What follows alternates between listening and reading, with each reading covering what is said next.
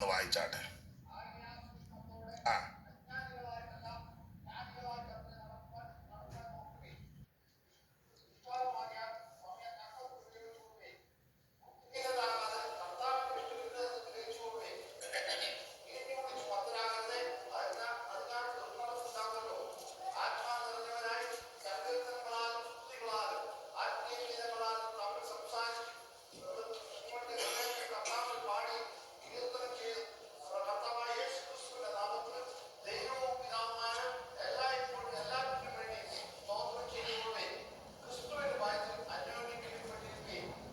ലേഖനം 5-ാം അധ്യായത്തിന്റെ 15 മുതൽ 21 വരെയുള്ള തിരുവെടുത്ത് വളരെ പരിചിതമായ തിരുവെടുത്താണ്.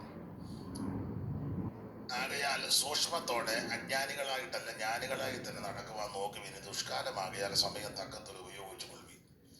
ബുദ്ധിഹീനരാകാതെ കർത്താവിന്റെ ഇഷ്ടം എന്തെന്ന് ഗ്രഹിച്ചു കൊള്ളുവി. വീഞ്ഞു കുടിച്ച് മത്തരാകരുത്, അതിനാൽ ദുർനടപ്പുണ്ടാകുമല്ലോ. ആത്മാവ് നിറഞ്ഞവരായി സങ്കീർത്തനങ്ങളാലും സ്തുതികളാലും ആത്മീയഗീതങ്ങളാലും സംസാരിച്ച് നിങ്ങളുടെ ഹൃദയത്തിൽ കർത്താവിന് പാടിയും കീർത്തനം ചെയ്തു. നമ്മുടെ കർത്താവാകുന്ന യേശുക്രിസ്തുവിന്റെ നാമത്തിൽ ദൈവവും പിതാവുമായവനെ എല്ലായ്പ്പോഴും എല്ലാറ്റിനും വേണ്ടി സ്തോത്രം ചെയ്തു കൊള്ളുകയും ക്രിസ്തുവിന്റെ ഭയത്തിൽ അന്യോന്യം കീഴ്പ്പെട്ടിരിപ്പിൻ. വളരെ പരിചിതമായ തിരുവെടുത്താം.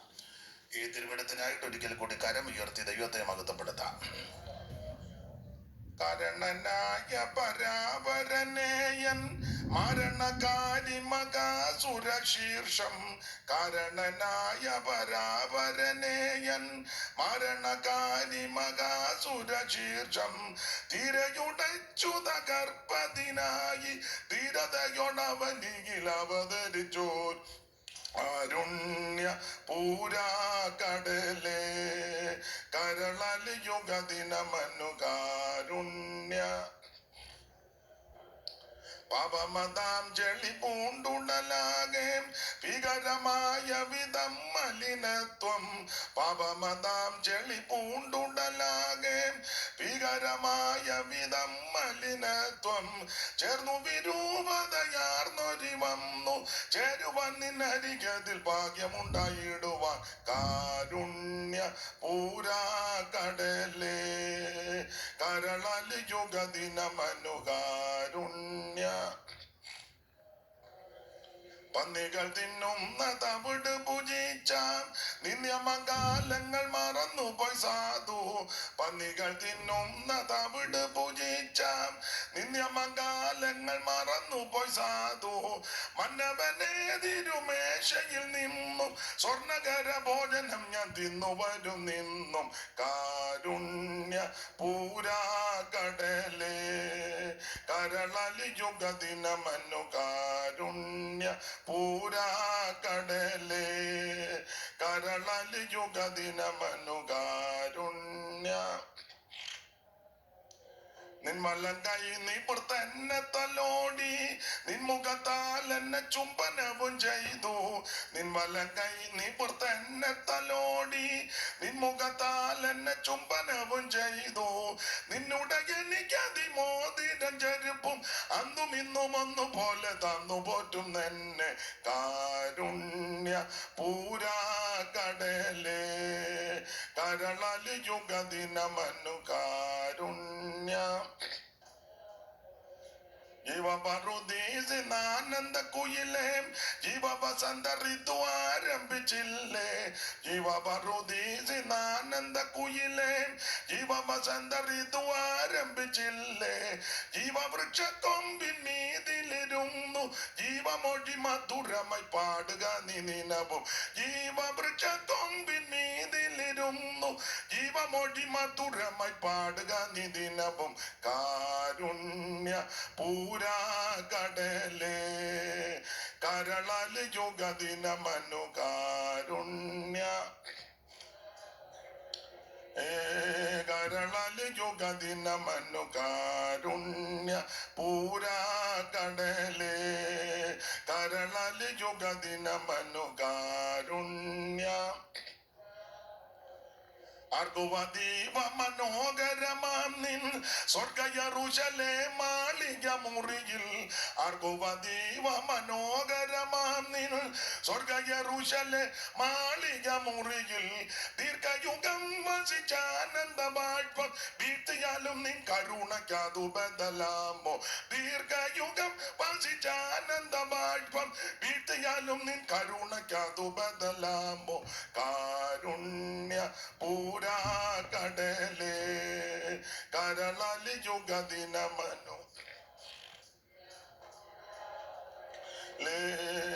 കരളലിയുഗ ദിനമനു കാരുണ്യ പൂരാ കടലേ കരളലിയുഗ ദിനമനു കാരുണ്യ പൂരാ കടലേ. കാരണനായ പരാപരനേയൽ മരണകാരി മകാസുരശീർഷം, കാരണനായ പരാപരനേയൽ മരണകാരി മകാസുരശീർഷം, തിരയുടച്ചു തകർപ്പതിനായി ധീരതയോടവനിയിൽ അവതരിച്ചോരു കാരുണ്യ പൂരാ കടലേ കരളലിയുഗ ദിനമനു കാരുണ്യ പൂരാ കടലേ കരളലിയുഗ ദിനമനു കാരുണ്യ. നമ്മുടെ കരം ഉയർത്തി ദൈവത്തെ മഹത്വപ്പെടുത്താം. എന്തായാലും പൊടുന്നനെ പാട്ട് കാണിച്ചു കൊടുക്കുന്നതിന് വളരെ നന്ദിയുണ്ട്. അറിയാത്തവര് നോക്കി പാടട്ടെ, വാക്യം കാണിക്കണ്ട. അത് എല്ലാവരും വേദപുസ്തകം എടുക്കട്ടെ. ദൈവത്തിന്റെ മഹത്വം. ഒടുവിൽ പറഞ്ഞ എന്താന്ന് ജോയ് പാസ്റ്റർ പറഞ്ഞു തരും. എഫേസ്യ ലേഖനം 5-ാം അധ്യായത്തിന്റെ 15 മുതൽ 21 വരെയുള്ള തിരുവെഴുത്തുകളാണ്. പുതിയ നിയമ ലേഖനങ്ങൾ നമുക്കറിയാം 21 ലേഖനങ്ങളാണ്. ഇതിലെ സിംഹഭാഗ ലേഖനങ്ങളും ദൈവത്തിന്റെ ദാസനായ പൗലോസിനാൽ എഴുതപ്പെട്ട ലേഖനങ്ങളാണ്. ഏതാണ്ട് 14 ലേഖനം പൗലോസിനാൽ എഴുതപ്പെട്ട ലേഖനമാണ്. അതില്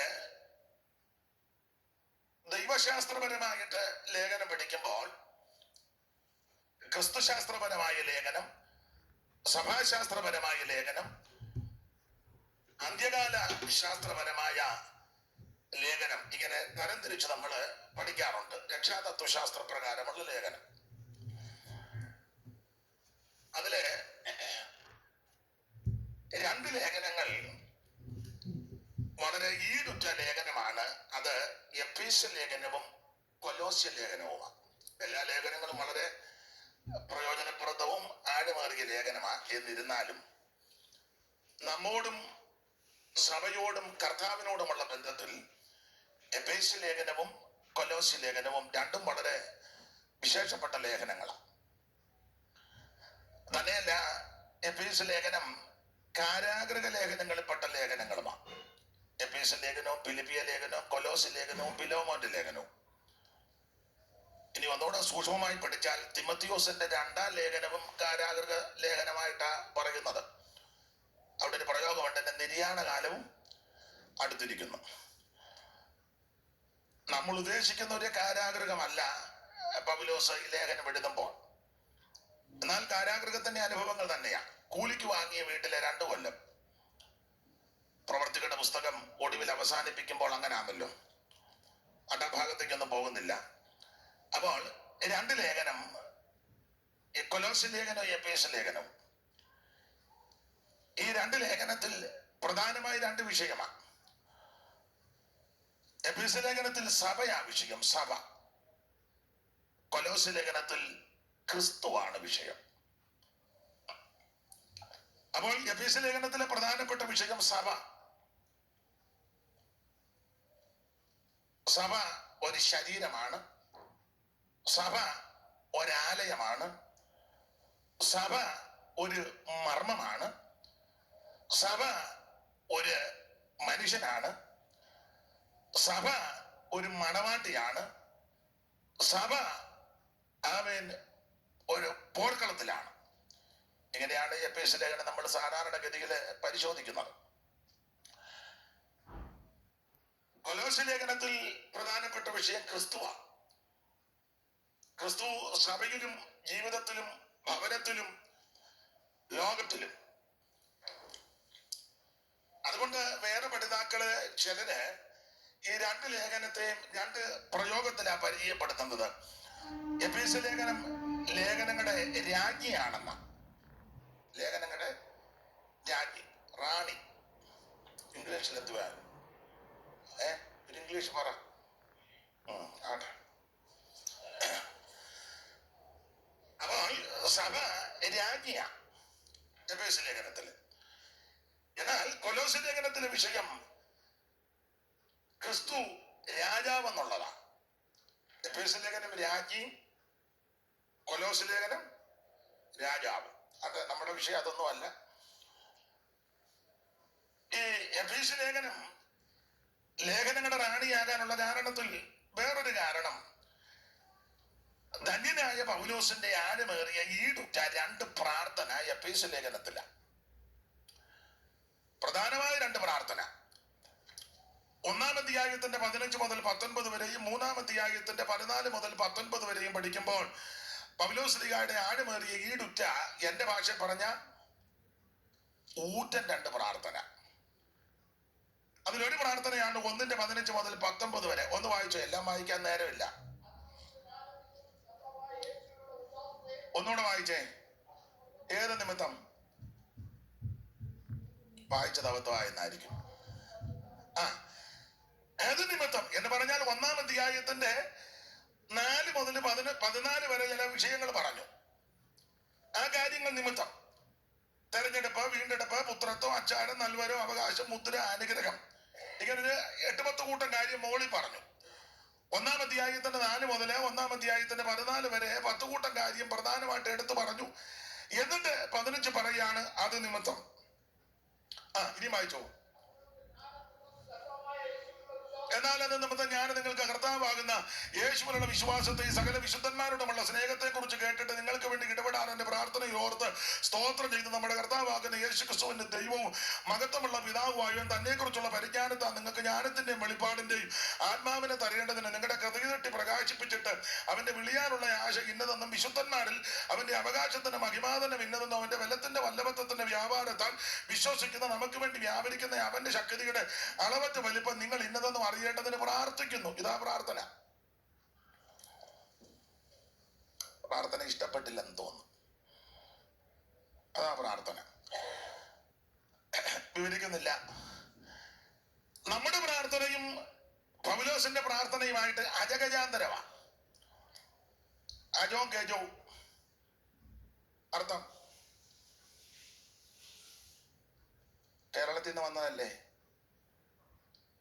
ഉറക്കെ പറഞ്ഞു. ശരിയാ. ആടും. ഒരാൾ പറഞ്ഞു ആനെ ആട് വന്നു. അപ്പോൾ ഇത് വളരെ വ്യത്യസ്തമാണ് നമ്മുടെ പ്രാർത്ഥനയും പൗലോസിന്റെ പ്രാർത്ഥനയും. പൗലോസ് ഈ പ്രാർത്ഥിക്കുന്ന വാചകത്തിലൊന്നും ഭൗതികമായ, മെറ്റീരിയലായ, ലൗകികമായ, ദൃശ്യമായ, ഭൗമികമായ ഒരു വിഷയത്തിനും ഊന്നൽ കൊടുക്കുന്നില്ല. തന്റെ പ്രാർത്ഥനാ വിഷയത്തിലെല്ലാം ഊന്നൽ കൊടുക്കുന്നത് ആത്മീക വിഷയങ്ങൾ, അകത്തെ മനുഷ്യനെ, ഉള്ളിലെ ആത്മാവ്, ആത്മീക മനുഷ്യനെ സംബന്ധിച്ചാണ് കൊടുക്കുന്നത്. ഇടയ്ക്കൊരു കാര്യം പറയാം. ആത്മീക വിഷയങ്ങൾക്ക് പ്രാധാന്യം കൊടുത്ത് നാം മുമ്പോട്ട് പോയാൽ നമുക്ക് ആവശ്യമുള്ള ഭൗമിക വിഷയങ്ങൾ തരുവാൻ ദൈവം വിശ്വസ്തനാണ്. അങ്ങനെയാണല്ലോ പുസ്തകത്തിലെ വാക്യം. ഈ എല്ലാം തരാമെന്നൊന്നും ദൈവിക ഉപദേശമല്ല. എല്ലാം തരാന്ന് പറഞ്ഞത് മറ്റേ പുള്ളിയാ. ആരാ? പുള്ളിയായിട്ട് ധാരണയൊന്നുമില്ല. അങ്ങ് പറഞ്ഞു, ഉറക്കെ പറഞ്ഞു. പിശാചാ പറഞ്ഞു എല്ലാം തരാന്ന് പറഞ്ഞു. പിന്നെ പുള്ളി ഒരു കണ്ടീഷൻ വെച്ചു, എന്നെ ഒന്ന് ആരാധിക്കണം. നമ്മുടെ കർത്താവാകുന്ന ക്രിസ്തുയേശു ഉപവസിച്ച അനന്തരം പിശാച് വന്ന് പരീക്ഷകനടുത്ത് വന്ന് പരീക്ഷ പ്രധാനമായിട്ട് 3 വിധത്തിലെ പരീക്ഷ നടന്നുകൊണ്ടിരുന്നപ്പോൾ കർത്താവിനെ അടുക്ക വന്ന് പിശാച് പറയും, പിന്നെ എന്നെ ഒന്ന് വണങ്ങി മേളിലോട്ട് കൊണ്ടുപോയി. മത്തായി വായിക്കുന്നത് ഉയർന്നൊരു മലയിൽ കൊണ്ടുപോയെന്ന. ലൂക്കോസ് കൊടുത്തിരിക്കുന്ന മലയെന്നല്ല, മേപ്പോട്ട് കൊണ്ടുപോയെന്ന. അതാ കുറച്ചുകൂടെ ഉചിതം. അവിടുത്തെ ഏറ്റവും വലിയ മലയിൽ കയറിയാൽ ലോകത്തിലെ എല്ലാ രാജ്യവും കാണാൻ പറ്റത്തില്ല. അവിടുത്തെ മലയെന്നല്ല, ഒരു മലയിൽ കയറിയാൽ ഒക്കുകയല്ല. അപ്പൊ പിന്നെ ലൂക്കോസ് മേപ്പോട്ട് കൊണ്ടുപോയെന്ന. ഒന്നേ ഭ്രമണപഥത്തിൽ, ഇല്ലെങ്കിൽ ആത്മാവിൽ. ലോകത്തിലെ എല്ലാ രാജ്യവും അതിന്റെ മഹത്വം കാണിച്ചു ക്ഷണനേരത്തിൽ. എന്നിട്ട് പുള്ളി പറയുന്ന ഒന്ന് രണ്ട് പ്രയോഗമുണ്ട്. എന്തുവാ? പുള്ളിയോട് താല്പര്യമില്ലല്ലോ, അതുകൊണ്ടാണ്. ഇതെല്ലാം ക്ഷണനേരത്തിൽ കാണിച്ചേച്ച് പറഞ്ഞു, ഇതെല്ലാം എന്റെതാ, എങ്കൽ പരമേൽപ്പിച്ചിരിക്കുക. പിന്നെ ഒരൊറ്റ കണ്ടീഷനുള്ളൂ, എന്നെ ഒന്ന് ആരാധിക്കണം, നമസ്കരിക്കണം. ഒന്ന് ആരാധിച്ചാൽ അവിടെ എടുത്തിരിക്കുന്നത് എങ്ങനെയാ?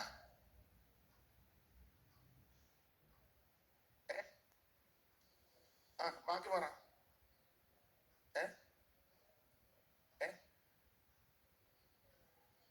വായിച്ച്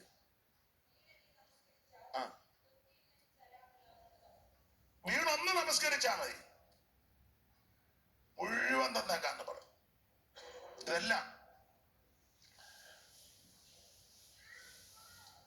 മത്തായിയും ലൂക്കോസും ഒക്കെ പഠിക്കുമ്പോൾ എല്ലാം തന്നേക്കാന്ന് പറഞ്ഞു. ഞാൻ ഇടയ്ക്ക് ഒരു ഉപദേശം പറയാം വചനത്തിൽ നിന്നാ.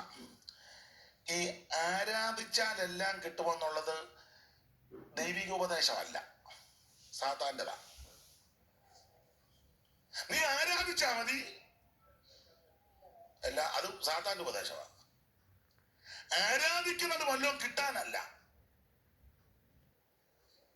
നമ്മുടെ ആൾക്കാര് കുറ്റമൊന്നും പറയത്തില്ല, കുറ്റമല്ല പറയുന്ന കാര്യം പറയുക. ഈ കാര്യം പറയുമ്പോ ചിലർക്ക് അങ്ങ് കുറ്റമാണെന്നാ തോന്നുന്നത്. ആരാധിച്ചാൽ എല്ലാം തരാമെന്നുള്ളത് സാത്താന്യ ഉപദേശമാണ്. ദൈവത്തെ ആരാധിക്കുന്നത് വല്ലതും കിട്ടാനല്ല. പിന്നെ എന്തുവാ? അവിടുന്ന് ആരാധനയ്ക്ക് യോഗ്യനായത് കൊണ്ടാ.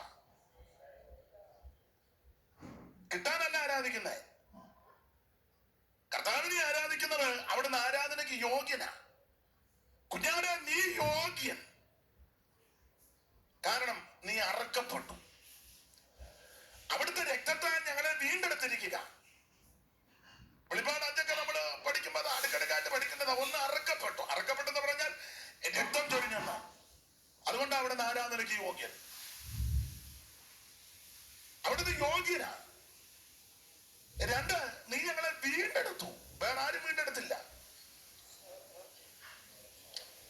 മാത്രമല്ല ഇവിടെ വായിക്കുന്നത് അവിടുന്ന് ജയിച്ചു. എല്ലാ ഭാഗവും എടുക്കുന്നില്ല. അവിടുന്ന് ജയിച്ചവനാ, വീണ്ടെടുത്തവനാ, നമുക്ക് വേണ്ടി അറക്കപ്പെട്ട് രക്തം ചിന്തി. അതുകൊണ്ട് അവിടുന്ന് ആരാധനയ്ക്ക് യോഗ്യനാ. മഹത്വത്തിനും പുകഴ്ചയ്ക്കും സ്തുതിക്കും എല്ലാം അവിടുന്ന് യോഗ്യനാ.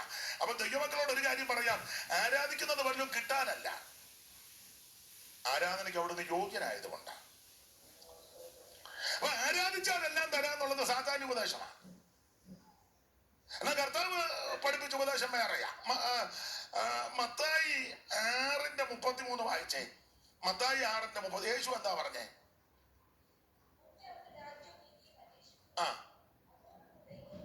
ഇതാ യേശുവിന്റെ ഉപദേശം. മുൻപ് അവന്റെ രാജ്യവും നീതിയും അന്വേഷിപ്പൻ, അതോടുകൂടെ ഇതൊക്കെ എന്നതൊക്കെയാ? ഇതൊക്കെ എന്നതൊക്കെയാന്നാ? 25 മുതൽ വായിച്ചു. 25 മുതൽ വായിക്കാൻ.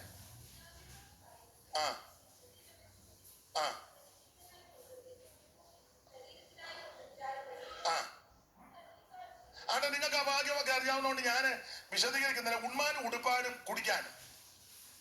പത്രോസിന്റെ ഒക്കെ ഭാഷ പറഞ്ഞാൽ ജീവനും ഭക്തിക്കും വേണ്ടിയതല്ല. ഞാൻ ഇടയ്ക്ക് കയറി പറഞ്ഞതുള്ളൂ. നമുക്ക് ആ ഭാഗം വിട്ടൊക്കെ നമ്മുടെ വിഷയം അതല്ലല്ലോ. അപ്പോൾ പൗലോസിന്റെ ഈടുറ്റ പ്രാർത്ഥനയായി എഫേസ്യ ലേഖനം. ആ പ്രാർത്ഥനയിൽ ഭൗതികമായ, ലൗകികമായ, ദൃശ്യമായ ഒന്നും ഉന്നയിക്കുന്നില്ല. എല്ലാം ആത്മീക വിഷയങ്ങൾക്കാ. ഞാൻ ദൈവമക്കളോട് വചനത്തിന്റെ അടിസ്ഥാനത്തിൽ പറയാം. ഭൗമികമായ വിഷയങ്ങൾക്ക് അധികം പ്രാധാന്യം കൊടുക്കാതെ ആത്മീകമായ വിഷയങ്ങൾക്ക് പ്രാധാന്യം കൊടുത്ത് നാം പ്രാർത്ഥിക്കുകയും ദൈവത്തെ മഹത്വപ്പെടുത്തുകയും ദൈവസന്നിധിയിൽ ഇരുന്നാൽ നമ്മുടെ ഭൗതിക വിഷയങ്ങളും ദൈവം നടത്തിത്തരും.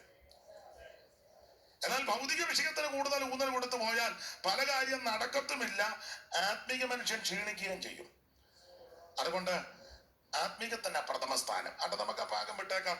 ഈ ലേഖനങ്ങളുടെ റാണിയാകാനുള്ളതിന്റെ കാരണങ്ങളിൽ ഒന്ന് ഈ സഭ എന്നുള്ളത് ആ വിഷയം. രണ്ട്, പൗലോസിന്റെ ആഴമേറിയ ഈടുറ്റ പ്രാർത്ഥന.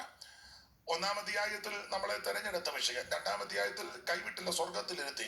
മൂന്നാം അധ്യായത്തിൽ അപ്രമേയ ധനം. നാലാം അധ്യായത്തിൽ ദൈവസഭയുടെ 5 തരത്തിലെ ശുശ്രൂഷക വൃന്ദങ്ങൾ. 5-ാം അധ്യായത്തിൽ ആത്മനിറവ്. 6-ാം അധ്യായത്തിൽ ആത്മീയ പോരാട്ടം. അങ്ങനെയും ഈ ലേഖനം പഠിക്കുന്നുണ്ട്. അത് സമയത്തെയും കൂടെ കണക്കിലെടുക്കണമല്ലോ. നമ്മള് 5-ാം അധ്യായത്തിന്റെ 15 മുതൽ 21 വരെയാ വായിച്ചത്. 4-ാം അധ്യായത്തിൽ 3 ഭാഗമായിട്ടാണ് തരംതിരിച്ച് പഠിക്കുന്നത്. അത് 4-1 മുതൽ 7 വരെയും 8 മുതൽ 16 വരെയും 17 മുതൽ 32 വരെയും. 4-ാം അധ്യായത്തിന് 32 വാക്യമല്ലേ? ഒന്ന് നോക്കിയാൽ എനിക്ക് തെറ്റിയാന്ന് ഉറക്കപ്പറ. 32. അപ്പൊ 4-ാം അധ്യായത്തിൽ 32 വാക്യമാണ്.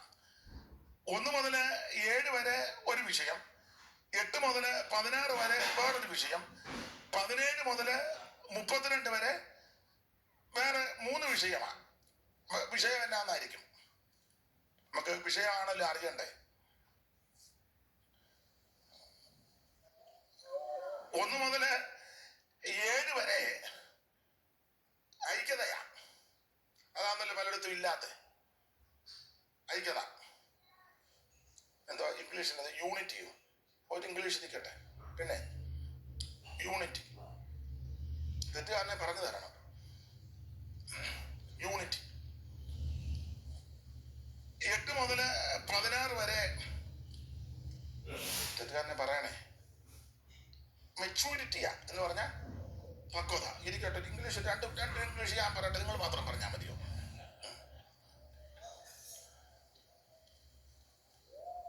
17 മുതൽ 32 വരെ ലയമമ്മയുടെ മോനോട് ചോദിക്കാം. 17 മുതൽ 32 വരെ പ്യൂരിറ്റിയാ. തെറ്റിയോ? എന്തുവാ? വിശുദ്ധി. അങ്ങനെ ഇരിക്കട്ടെ. അപ്പൊ 4-ാം അധ്യായത്തിൽ 3 വിഷയമാണ്. 1 മുതൽ 6 വരെ യൂണിറ്റി, 7 വരെ യൂണിറ്റി, 8 മുതൽ 16 വരെ മെച്ചൂരിറ്റി. ഞാൻ ഇംഗ്ലീഷ് പറഞ്ഞോണ്ടാ ചിരിക്കുന്നതല്ലേ? എനിക്ക് തോന്നി. എന്നാ ഞാൻ പറയുന്നില്ല, വേണ്ട. പുള്ളിയും പറയാൻ തുടങ്ങി. അതാ അതെ, ഞാൻ പറയുന്നില്ല. അപ്പൊ ഐക്യത ഈ ഒരേ രീതിയിൽ ഡ്രസ് ഇട്ടുകൊണ്ടിരുന്നാലൊന്നും ഐക്യതയാകുകയല്ല. ഞങ്ങൾക്ക് തിരുവല്ലായില് വെള്ള കസാരി ആയിട്ടേക്കുന്നത് എല്ലാവരും വെള്ള വസ്ത്രമാ സൺഡേ. അതല്ല ഐക്യത. അത് നല്ലതാ. എല്ലാരും വെള്ള ഇട്ടത് കൊണ്ട് ഐക്യത ആയില്ല.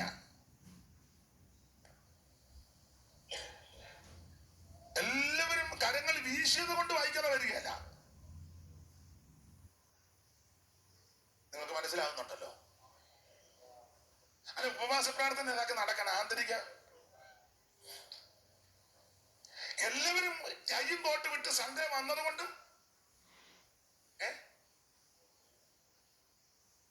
എല്ലാവരും ഒരേപോലെ കേട്ടോ. അതല്ല ഐക്യത. അത് വേണേ യൂണിയനാക്കാം. അതെ, ഞാന് 4-ാം അധ്യായം തൊടുന്നില്ല, വിട്ടേക്കാം. വെറുതെ അലോക്യം ഉണ്ടാക്കണ്ട. വെറുതെ എന്തിനാ? 5-ാം അധ്യായമാണ് നമ്മൾ എടുത്ത. 5-ലേക്ക് വരാം. നമ്മൾ 5-ാം അധ്യായത്തിന്റെ 15 മുതൽ 21 വരെയാണല്ലോ വായിച്ചത്. ആകയാൽ സൂക്ഷ്മത്തോടെ അജ്ഞാനികളായിട്ടല്ല ജ്ഞാനികളായി തന്നെ നടക്കുവാൻ നോക്കുവിൻ. ഇത് ദുഷ്കാലമാകയാൽ സമയം തക്കത്തിലും. ഈ പുതിയ നിയമസഭയുടെ വിശേഷിച്ച് പെന്തിക്കോസ് ഉപദേശമായി 15 മുതൽ 21 വരെ കിടക്കുന്നത്. പെന്തിക്കോസ് ഉപദേശം നമുക്ക്, നമ്മുടെ പല ആൾക്കാർക്ക് ഈ പെന്തിക്കോസ് ഉപദേശം എന്നാന്ന് പോലും അറിയത്തില്ല. നമ്മളെല്ലാവരും പറയും ഞങ്ങളുടെ ഒരു അച്ചായനുണ്ട്.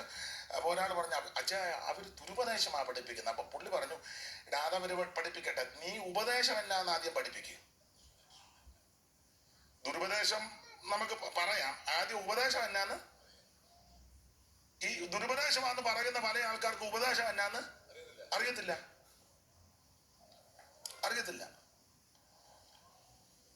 ആട്ടെ, ഇത് ബൈബിൾ ക്ലാസ് അല്ലല്ലോ, അല്ലേ പിന്നെ ഞാൻ ആ റൂട്ടിലോട്ടൊന്ന് പോകാമായിരുന്നു. നമുക്ക് വിട്ടേക്കാം, വെറുതെ എന്തിനാ. അപ്പോൾ പുതിയ നിയമസഭയുടെ ഈടുറ്റ വിശേഷിച്ച് പെന്തക്കോസ്ത് ഉപദേശത്തിന്റെ കാതലായ ഉപദേശമായി കണ്ണികയ്ക്കകത്ത് കിടക്കുന്നത് ആത്മനിറവ്.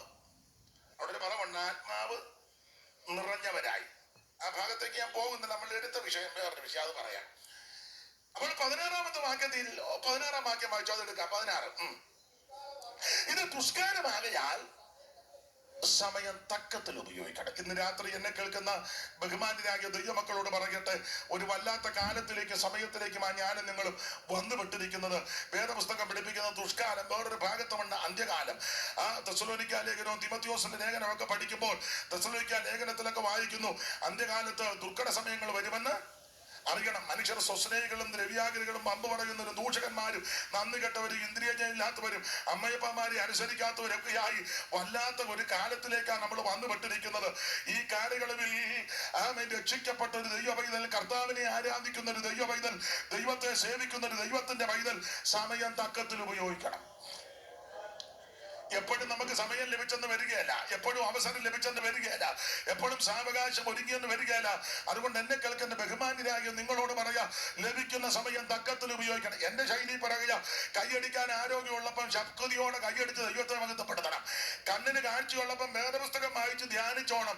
അവൻ പ്രാർത്ഥനയ്ക്ക് വരാനും പോകാനും ആക്കവും ആരോഗ്യമുള്ളപ്പോൾ പ്രാർത്ഥനയ്ക്ക് വന്ന് കൂട്ടായ്മ വന്ന് ദൈവത്തെ മഹത്വപ്പെടുത്തണം.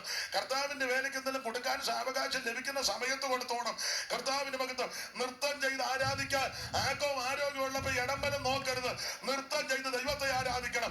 ഉറക്കെ ഹല്ലേലൂയ പറയാനും ശക്തിയോടെ ദൈവത്തെ സ്തുതിക്കുവാൻ അവൻ ആക്കവും ആരോഗ്യമുണ്ടെങ്കിൽ അടുത്തിരിക്കുന്നവരെ ആരും ചിന്തിക്കുക നോക്കുകയും വേണ്ട, നീ ദൈവത്തെ ആരാധിക്കണം.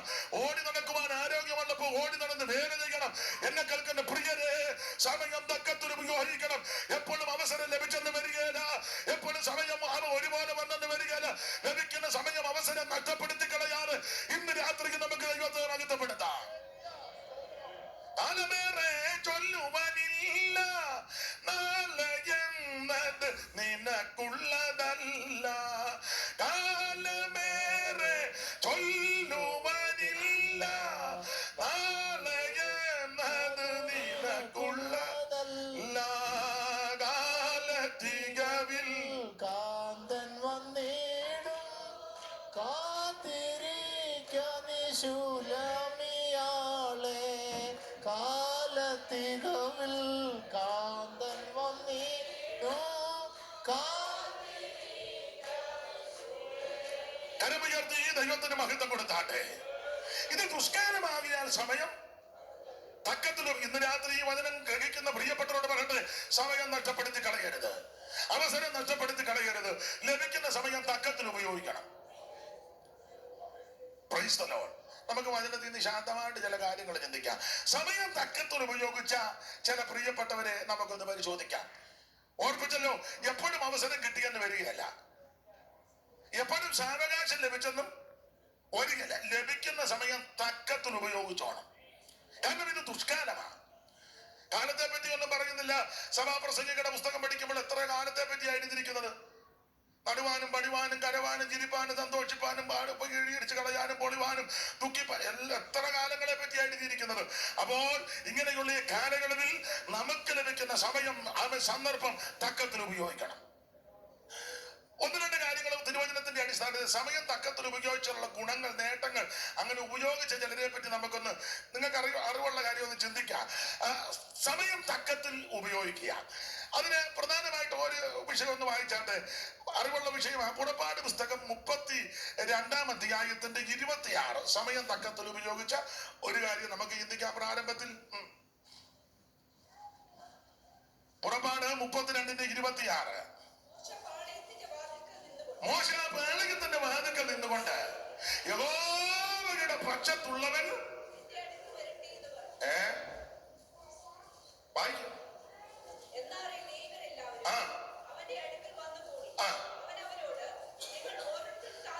അപ്പൊ ശ്രദ്ധിക്കുക, മോശ പാളയത്തിന്റെ വാതിൽക്കൽ നിന്ന് ചോദിക്കുക, പറയുക, യഹോവയുടെ പക്ഷത്തുള്ളവൻ, ഉറക്കെ പറ, എന്റെ അടുക്കൽ വരട്ടെ. എന്നാണ് ലേവ്യരെല്ലാരും കൂടെ മോശ മോശയുടെ അടുക്ക ചെന്നു. അവര് സമയം തക്കത്തിൽ ഉപയോഗിച്ചു. ദൈവത്തിന് മഹത്വം. പശ്ചാത്തല ഭാഗമെല്ലാം നിങ്ങൾക്ക് നന്നായിട്ട് അറിയാം. പുറപ്പാട് 32 എന്തുവാ വിഷയം?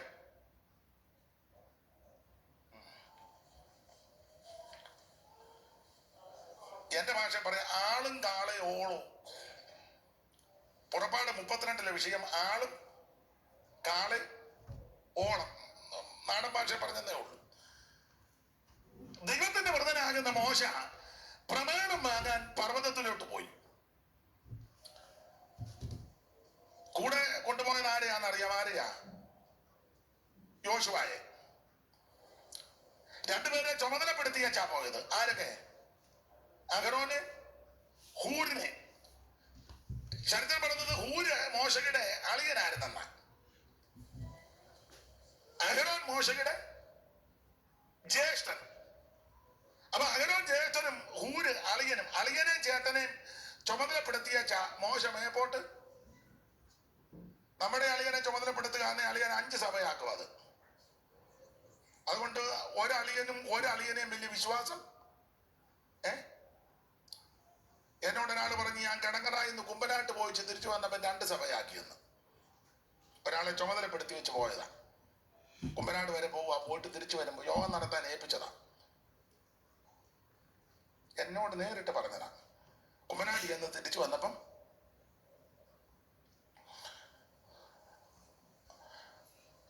1 മണിക്കൂർ എടുത്തില്ല. അതെ, പണ്ട് കുന്നശ്ശേരി പിതാവ് പോയതുപോലെ. അത് പോട്ടെ, നമ്മുടെ വിഷയമല്ല. അപ്പൊ എന്തായാലും മോശ അഹരോനെയും ഹൂരിനെയും ചുമതലപ്പെടുത്തി.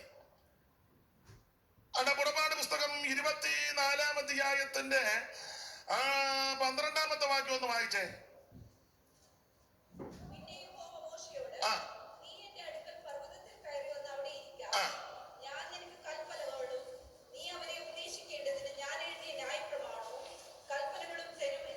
അടുത്ത വാക്യം. അങ്ങനെ മോശയും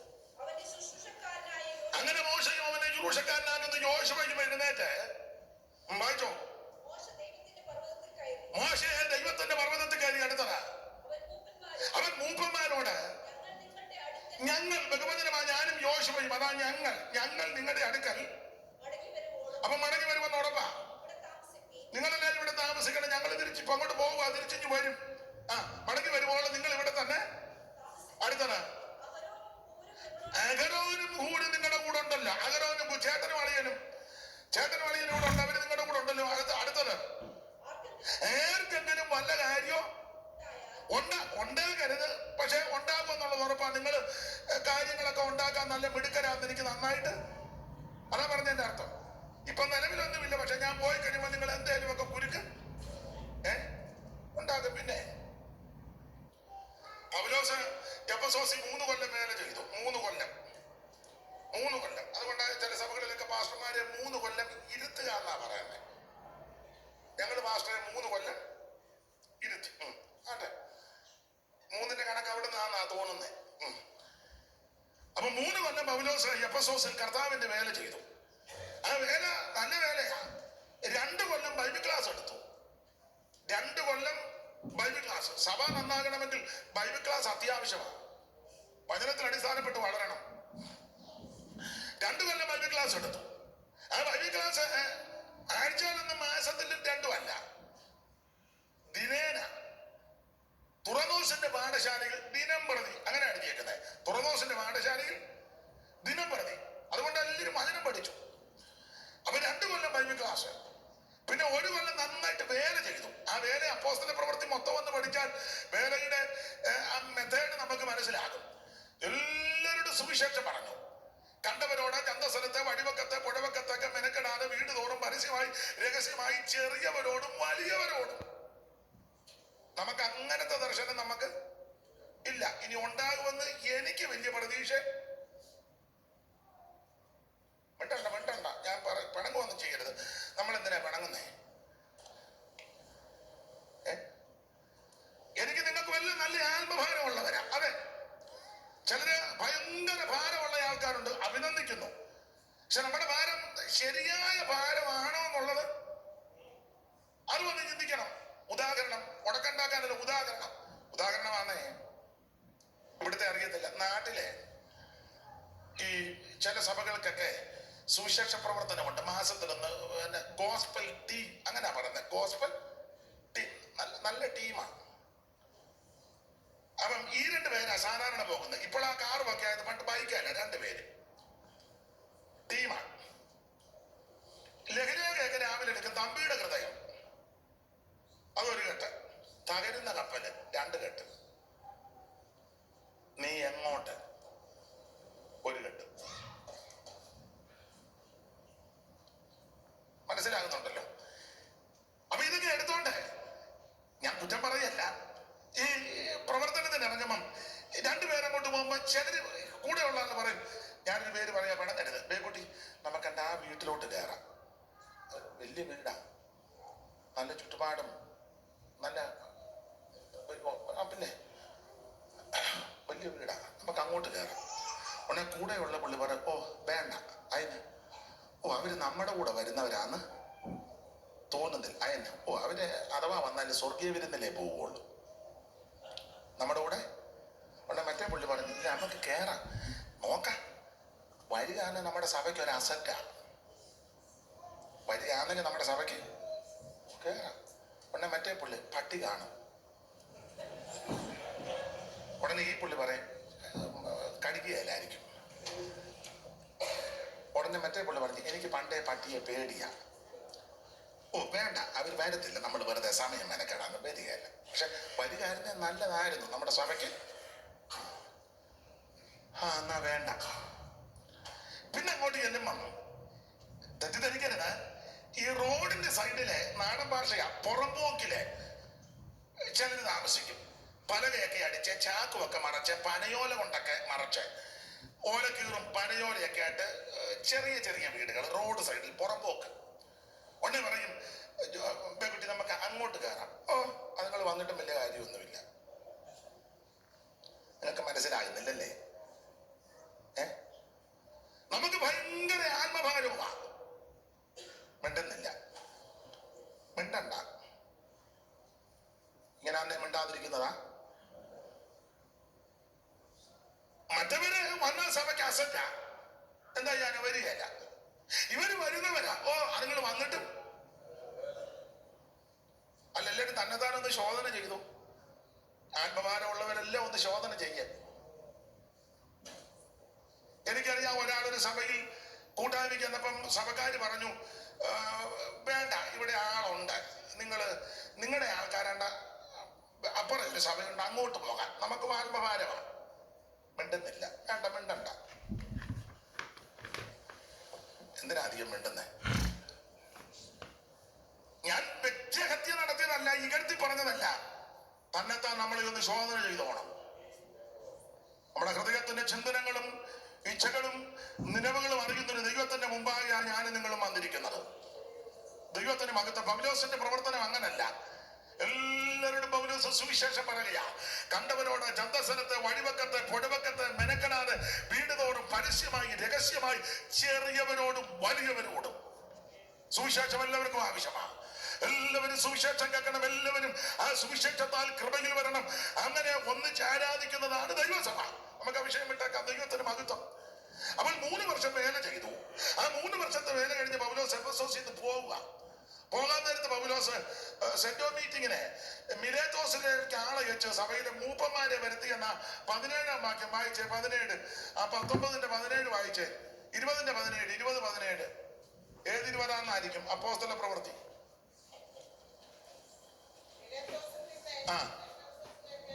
മിലേത്തോസിൽ നിന്ന് അവൻ എഫെസോസിലേക്ക് ആളേക്ക് സഭയിലെ മൂപ്പന്മാരെ വരുത്തി അവരവന്റെ അടുക്ക വന്നപ്പോൾ അവരോട് പറഞ്ഞ ഭാഗമാണ് അടുത്ത കന്യക. വായില്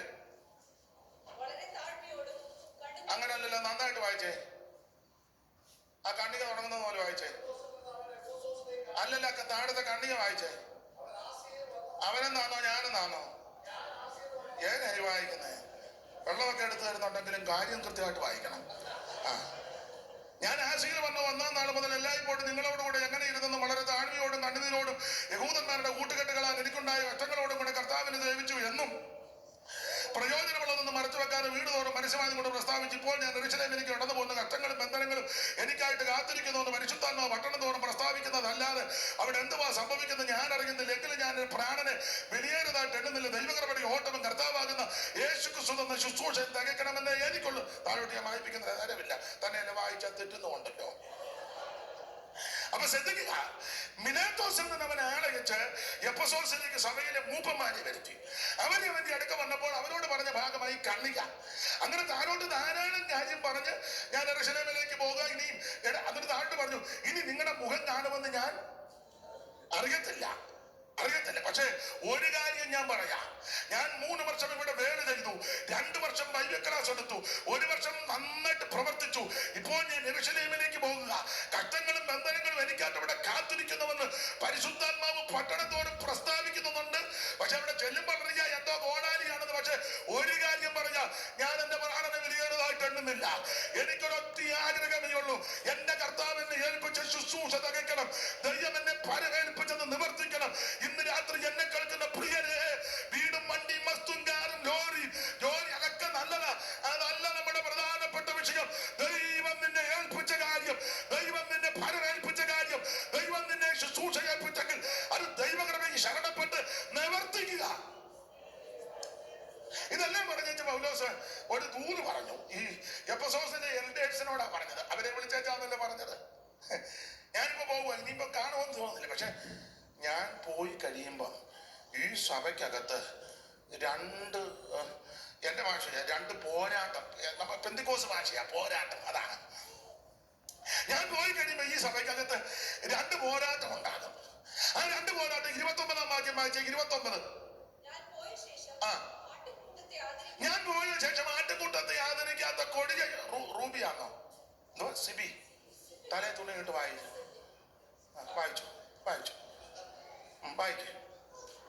വായിച്ചോ.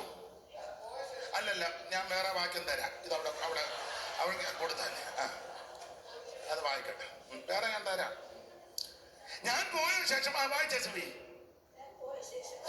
ഞാൻ പോയ ശേഷം ആട്ടിൻകൂട്ടത്തെ ആദരിക്കാത്ത കൊടിയ ചെന്നായ്ക്കൾ നിങ്ങളെ ഇടയിൽ കിടക്കും. ശ്രദ്ധിച്ചേ, പൗലോസ് ആത്മാവിൽ ദർശനം വെളിപ്പാട് കണ്ടു പറയുകയാ, ഞാൻ 3 കൊല്ലം ഇവിടെ വേല ചെയ്തു, ഇനി ഞാൻ യെരൂശലേമിലേക്ക് പോകുക. പക്ഷെ ഒരു കാര്യം മർമ്മമായി പറയാം, ഞാൻ പോയ ശേഷം ആട്ടിൻകൂട്ടത്തെ ആദരിക്കാത്ത കൊടിയ ചെന്നായ്ക്കൾ നിങ്ങളുടെ ഇടയിൽ കിടക്കും. ഇടയിൽ കിടക്കും എന്ന് പറഞ്ഞ അകത്തുള്ളതല്ല, വെളിയിൽ നിന്ന് വരുമെന്ന്. ആ 2-ാമത്തെ പോരാട്ടം അടുത്ത വാക്യം വായിച്ചേ.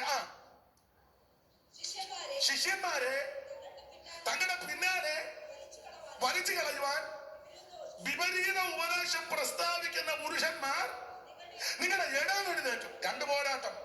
1 വെളിയിൽ നിന്ന് വരുന്ന പോരാട്ടം, 2 അകത്തു നിന്നുള്ള പോരാട്ടം. നമ്മുടെ വിഷയമല്ലാത്തതുകൊണ്ട് തൊട്ടങ്ങ് വിട്ടേക്കാം. ഈ വെളിയിലത്തെ പോരാട്ടം നമുക്ക് സഹിക്കാം, അകത്തെ പോരാട്ടമാ വലിയതാ. ഉദാഹരണം, ഇപ്പം പുറത്തുള്ളടുത്ത നമ്മളെ അനാവശ്യം പറയാ, തെറി പറഞ്ഞ നമുക്ക് മുറിയെല്ലാം അടച്ചിട്ട് കഥകൊക്കെ അടച്ചിട്ട് അകത്തിരുന്ന് ആത്മാവിൽ നിറയാം പ്രാർത്ഥിച്ചു. പെരയ്ക്കകത്തിരിക്കുന്നവൻ നമ്മളെ തെറി പറഞ്ഞാലോ, ഇരുട്ട് വാ, കറണ്ടും പോയി, എങ്ങോട്ട് പോകാനാ? കേൾക്കുകയല്ലാതെ. ഒന്നുകൂടെ, വെളിയിലെടുത്ത നമ്മളെ തല്ലാൻ വരിക, എന്റെ ഭാഷയിൽ പറഞ്ഞ പ്രാർത്ഥിച്ചവനെ ഒതുക്കാം. അങ്ങനെയൊക്കെ സംഭവിച്ചിട്ടുണ്ട്. രക്ഷിക്കപ്പെടാത്തൊരുത്തൻ, ഗുണപ്പെടാത്തൊരുത്തൻ നമ്മളെ തല്ലാൻ വരിക, പ്രാർത്ഥിച്ചവനെ. അങ്ങനെയൊക്കെ സംഭവിച്ചിട്ടുണ്ട്. സഭയിലുള്ളവൻ തല്ലാൻ വന്നാലോ, അവനും ആത്മാവ് നിറഞ്ഞാച്ചാ അതെല്ലാം വരുന്നത്. കർത്താവേ, കമ്മിറ്റി കൊണ്ട് ശരീരാത്മതികളെ ബലപ്പെടുത്തണം അല്ലേ? അവനെ എന്നാ പറഞ്ഞു ഒതുക്കാനാ? ഒന്നും പറഞ്ഞു തല്ലുകൊള്ളുകല്ലാതെ വേറെ. പിന്നെ അടി കിട്ടുമെന്നുള്ള സൂചന ഉണ്ടെങ്കിൽ ഒഴിഞ്ഞു മാറുന്നതാ. അപ്പം ഈ വെളിയിലത്തെ പോരാട്ടത്തെക്കാൾ ശക്തം അകത്തെ പോരാട്ടമാണ്. അപ്പോൾ അകത്ത് ശക്തമായ പോരാട്ടമുണ്ട്. നമുക്ക് ആ വിഷയമെല്ലാം വിട്ടേക്കാം. ദൈവത്തിന് മകത്ത് നമ്മുടെ വിഷയമല്ലല്ലോ. ദൈവത്തിന് മകത്ത് ഒരു കാര്യം ദൈവമക്കളോട് പറയാ, ലഭിക്കുന്ന സമയം തക്കത്തിൽ ഉപയോഗിക്കണം. മോശ പറയുകയാ, അഹരോനും ഹൂരും ഇവിടെ ഉണ്ട്, ഞാനും യോശുവയും പർവ്വതത്തിലോട്ട് പോകുക. ഹൂരും അഹരോനും ഇവിടെ ഉണ്ട്. ആർക്കെങ്കിലും വല്ല കാര്യമുണ്ടായാൽ നിങ്ങൾ അഹരോന്റെയും ഹൂറിന്റെ അടുക്ക ചെല്ലണം, അവരത് പരിഹരിക്കും, ഞങ്ങളോ തിരിച്ചു വരും. അങ്ങനെ മോശ പർവ്വതത്തിലേക്ക് പോയി. മോശ പോയി യോശുവയെ ഒരു പ്രത്യേക സ്ഥലത്ത് നിർത്തിവെച്ച് മോശ പർവ്വതത്തിന്റെ മുകളിലോട്ട് കയറിപ്പോയി. ദൈവം തമ്പുരാൻ ഇറങ്ങി വന്നു. അവൻ ദൈവത്തിന്റെ കയ്യിൽ പലകയുണ്ട്, ദൈവത്തിന്റെ പലകയും പലകയിലെ ദൈവത്തിന്റെ എഴുത്ത്. മോശ 40 ദിവസം കർത്താവിന്റെ സന്നിധിയിൽ ദൈവത്തോട് കൂടെ ഇരിക്കുക.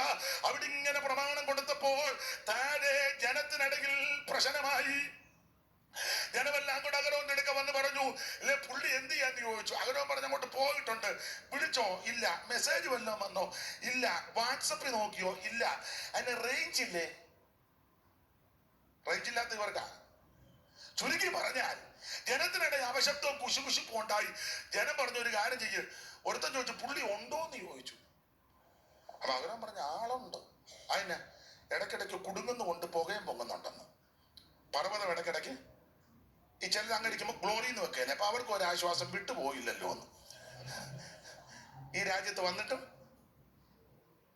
അങ്ങടിക്കുമ്പോൾ ഞെട്ടുന്ന കണ്ടിട്ടില്ലേ? എപ്പോഴും ഇല്ല. ഓ, അവ ഇടയ്ക്കിടയ്ക്ക് കുടുങ്ങുന്നുണ്ട്, പുകയും പൊങ്ങുന്നുണ്ട്. അപ്പൊ അവരോ പറഞ്ഞ ആളുണ്ടെന്ന് പറഞ്ഞു. അപ്പൊ ജനം പറഞ്ഞൊരു കാര്യം ചെയ്യ്, പുള്ളി വരുകയോ വരാതിരിക്കുവോ ഞങ്ങളുടെ മുമ്പിൽ നടക്കാനൊരു ദൈവത്തെ ഉണ്ടാക്കി തരാം. അവരോ പറഞ്ഞ്, ഞാനിവിടെ ദൈവത്തെ ഉണ്ടാക്കാനോ? ഒരു കാര്യം ചെയ്യുക, സ്ത്രീകളോടും പിള്ളേരോടും പറ, കുണുക്കുമെല്ലാം കൂടെ ഇതെല്ലാം കുണുക്കുമെല്ലാം പറിച്ചു കൊണ്ട് കൊടുത്ത് എനിക്ക് സന്തോഷം ഊരാൻ പറഞ്ഞപ്പോ ഊരിയല്ലോ. വലിയ കാര്യം. ഇപ്പൊ പറയുന്ന ഊരിയിട്ടുള്ള ആരാധനയൊന്നും വേണ്ടാന്ന് ശഠിക്കുന്നവരുണ്ട്. പക്ഷെ അവര് ഊരി, അത് വലിയ കാര്യമാണ്. ഊരി അഹരോന്റെ കയ്യിൽ കൊണ്ട് കൊടുത്തു. അഹരോനോട് എനിക്ക് ബഹുമാനമാണ്. പുള്ളി ഇതെല്ലാം കൂടെ വാങ്ങി വെച്ച് മുങ്ങിയില്ലല്ലോ. ഈ പെണ്ണുങ്ങളുടെ കുണുക്കെല്ലാം വാങ്ങി കുട്ടിച്ചാക്കിനകത്ത് കൂട്ടിക്കെട്ടിയച്ച് പുള്ളി അതുമായിട്ട് ഇന്നാണ് നമ്മള് പരസ്യം കൊടുക്കും, ഡോക്ടർ അഹരോനെ കാണാനില്ല. അഹരോൻ ഇതെല്ലാം കൂടെ വാങ്ങി കൊത്തുളി കൊണ്ട് ഭാഷ വരുത്തി ലക്ഷണമൊത്തൊരു കാളക്കുട്ടിയെ വാർത്തുണ്ടാക്കി. കാളെ കണ്ടപ്പോ ജനമിളകി. അങ്ങനെ അടിച്ചേക്കുന്നത്. കാളെ കണ്ടപ്പം അവരിത് കണ്ടാറ് അങ്ങനെ അടിച്ചേക്കുന്നത്. 4-ാം വാക്യം വായിച്ചപ്പോ 32:4. ഉറക്കമായിരുന്നു മാമേ. അഹരോൻ അത് കണ്ടാറേ അതിന്റെ മുമ്പാകെ ഒരു യാഗപീഠം പണിതു. അത് കണ്ടു ജനമിളകുന്നത് അഹരോൻ കണ്ടു. അപ്പൊ ഓർഡർ ഇങ്ങനെ, കാളെ കണ്ടപ്പോ ജനമിളകുന്ന കണ്ടപ്പോ അഹരോൻ ഇളകി കഴിഞ്ഞപ്പോൾ പ്രമാണം തെറ്റി അതിന്റെ മുമ്പിൽ യാഗപീഠം പണിതു. ചുരുക്കി പറഞ്ഞാൽ, വിസ്തരിക്കുന്നില്ല, ചുരുക്കി പറഞ്ഞാൽ അവൻ അന്യദൈവത്തെ ആരാധിച്ച് വിഗ്രഹ സേവയിൽ അവൻ ആർത്തി പൂണ്ട് അവൻ മഹത്വമുള്ള ദൈവത്തെ പുല്ല് തിന്നുന്ന കാളയോട് സദൃശപ്പെടുത്തി. അവൻ അന്യാരാധന, അതിന് മുഖവില കൊടുത്ത് ഇവന് തിന്നുവാനും കുടിക്കാനും വരുന്ന കളിപ്പാൻ. മലയാളത്തിൽ കളിപ്പാൻ എന്നാ, തമിഴിൽ കൊടുത്തേക്കുന്ന വിളയാടാൻ എഴുന്നേറ്റെന്നാ. ഈ ആരാധനയെല്ലാം കൂടെ, എന്റെ ഭാഷയാണേ, ആരാധനയെല്ലാം കൂടെ മൂത്തപ്പോൾ ഒരെണ്ണത്തിന് തുണിയില്ല. ശരിക്കണ്ട, പുസ്തകത്തിലുണ്ട്, വായിച്ചില്ലേ ഇതുവരെ? കാളയും ആളും ഓളവും ബഹളവും കൂടെ കൂടിയപ്പോൾ ആരാധന മൂത്തപ്പോൾ ഒരെണ്ണത്തിന് നേരും ചൊവ്വനും ഉടുതുണിയില്ല. ഇല്ല, തെളിയിക്കാം. വായിച്ച് 32:25 വായിര്. 32:25. അവരുടെ വിരോധികൾക്ക് മുമ്പാകെ അവർ ഹാസ്യമാകത്തക്കവണ്ണം അഹരോൻ അവരെ അഴിച്ചുവിട്ട് കളകിയ ജനം കെട്ടടിഞ്ഞവരായെന്ന് കണ്ടു. അപ്പോൾ മലയാളത്തിൽ വിരോധികൾക്ക് മുമ്പ് ഹാസ്യമായെന്നും അടിച്ചുവിട്ടെന്നും ഒക്കെയാണ്. ഇംഗ്ലീഷില് കൊടുത്തിരിക്കുന്നത് വസ്ത്രമില്ലെന്ന ഏതോ ഒരു പരിഭാഷയ്ക്കകത്ത് നേക്കിടുന്നു തന്നെ. ഇതിനകത്ത് എങ്ങനെയാ ചോദിച്ചാ വായിച്ചേ. ഇംഗ്ലീഷ് ബൈബിൾ ഉള്ളവരെന്ന് എടുത്തേ, കണ്ടാലും വായിക്കുകയല്ല. നേക്കിടുന്നല്ലേ കൊടുത്തേക്കുന്നത്. വേറൊരു പരിഭാഷയ്ക്ക് കൺട്രോൾ പോയെന്നാ, ഇതിനകത്ത് കൺട്രോൾ പോയെന്നാണോ? ചോദിച്ചാൽ മിണ്ടുന്നില്ലല്ലോ. അത് ലൂസായില്ല, അതാ ചെറിയ പിരികളൊക്കെ വായി. ഏതോ ഒരു പരിഭാഷയ്ക്കകത്ത് നേക്കിടുന്ന തന്നെ കൊടുത്തേക്കുന്നത്. കണ്ടോ? അതിന് കണ്ടിട്ടും വലിയ കാര്യമില്ല.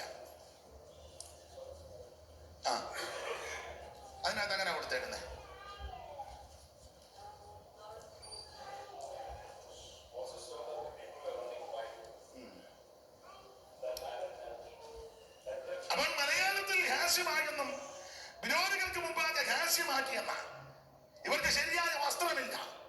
ഈ ആരാധന ആർപ്പും ബഹളവും എല്ലാം കൊണ്ടപ്പോൾ നേരും ചൊവ്വനും വസ്ത്രമില്ല. ജനം കെട്ടഴിഞ്ഞു. അകലോ ജനത്തെ അഴിച്ചു വിട്ടു. അതുകൊണ്ട് മോശ ഇറങ്ങി വന്നു കഴിഞ്ഞപ്പോൾ ക്രമം കെട്ട് വഴിവിട്ട് പ്രമാണം തെറ്റി കാളയുടെ പുറകെ പുല്ല് തിന്നുന്ന കാളയ്ക്ക് സദൃശനാക്കി ദൈവത്തെ തീർത്തവര് ഓളം ഉണ്ടാക്കി കഴിഞ്ഞപ്പോൾ തമ്പുരാന്റെ കൃപയിൽ നിന്നുകൊണ്ട് മോശ പാളയത്തിന്റെ വാരക്കൽ നിന്ന് വിളിച്ചു ചോദിക്കുക, യഹോവയുടെ പക്ഷത്തുള്ളവൻ മാറി നിൽക്കേണ്ടെന്നൊന്നുമില്ല, എന്റെ അടുക്ക വരട്ടെ. യഹോവയുടെ പക്ഷത്തുള്ളവൻ എന്റെ അടുക്ക. വിഷയം എടുക്കരുത്, സമയം തക്കത്തിൽ ഉപയോഗിക്കണം. മോശ ചോദിക്കുക, യഹോവയുടെ പക്ഷത്തുള്ളവൻ എന്റെ അടുക്ക വരട്ടെ. എന്നാറേ ലേവരെല്ലാരും കൂടെ അകരോ മോശയുടെ അടുക്കൽ വന്ന് കാരണം പറയാം. ലേവി ഗോത്രക്കാര് സമയം തക്കത്തിൽ ഉപയോഗിച്ചു. 12 ഗോത്രക്കാരും നല്ല കലാപുലി പോലെ നിൽക്കുക. പക്ഷേ ലേവി സമയം തക്കത്തിൽ ഉപയോഗിച്ച കാരണം കൂടെ പറയാ.